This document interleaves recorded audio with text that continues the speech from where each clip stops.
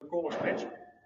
What you see in the first phase, we start with some building blocks, and in the end, we would like to have the full operational research environment, so to say. Let's see. It comes. Next, please.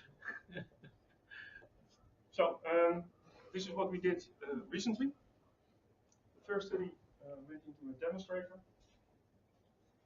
The type had until hope. Yeah, okay. What were the conclusions? There should be a slide in front of you. Is it? This one? No, another one. No, it's missing. That's funny. Next. Next. So there was an explanation about the study itself. Then I do it by head. It's the CTMM TraIT project, decreasing colorectal death.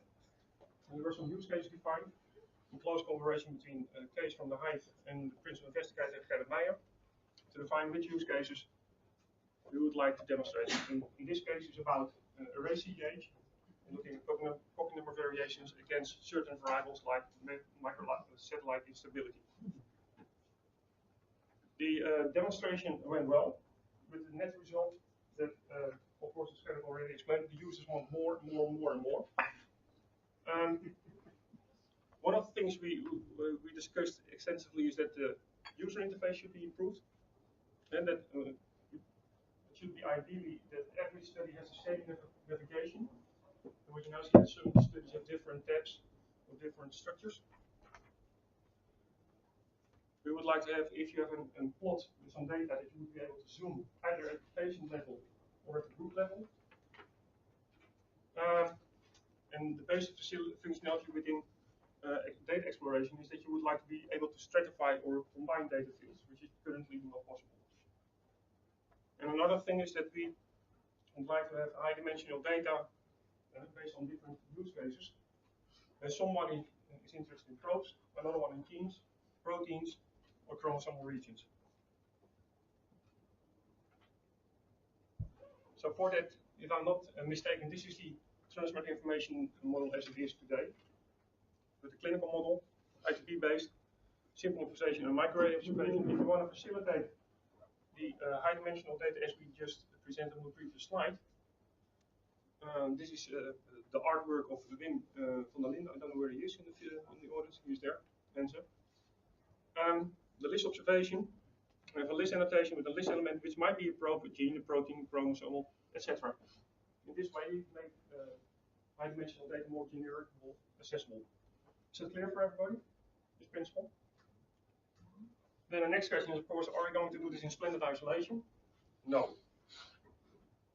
Besides, TraIT is a national initiative. You have a lot of European S3 projects, which are some which have a link to the infrastructures are listed on the slide. And as the leading principle, we take the use case of personalized medicine. And if you take the initial workflow process and you depict all those logos on top of certain domains, you will see that there is a lot of collaboration inside the field. There are different projects doing the same. For example, eTrix working on the data integration domain. That's where Transport comes in. Oh. And as I stated, the national initiative based on top of this is the CTMM TraIT project. And the end goal is just this. And that's the end of my presentation.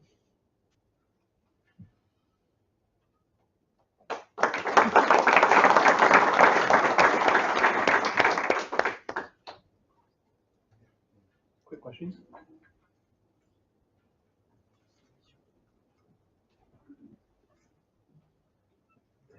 No? Okay.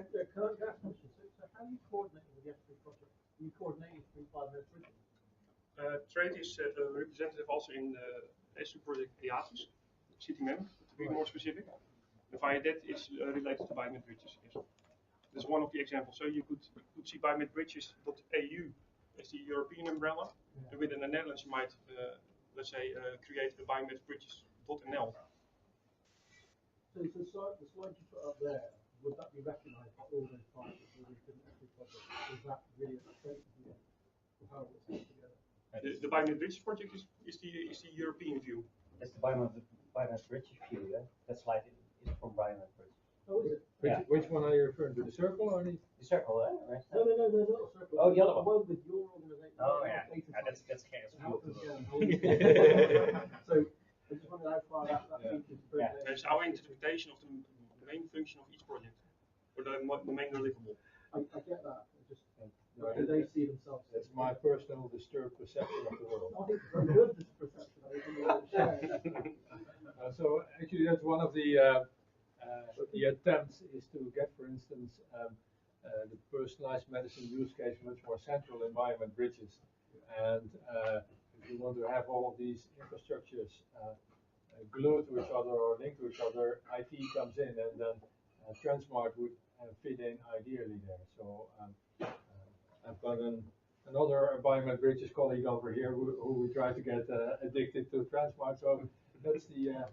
we should talk about it. Yeah. Okay. Then I thought in the beginning you said this was the Transmart roadmap for trade, is that correct? One question I have is there a deeper level of detail to that? Because I think one of the things we're going to struggle with the group, when we're trying to define the roadmap, is that most of the presentations are up here, and they're like the roadmap for governance of an organization, and the groups are trying to do the engineering. Eventually, we're all going to have to get to, I'm making a red ball that's going to be sticky. that's one of At the. this stage.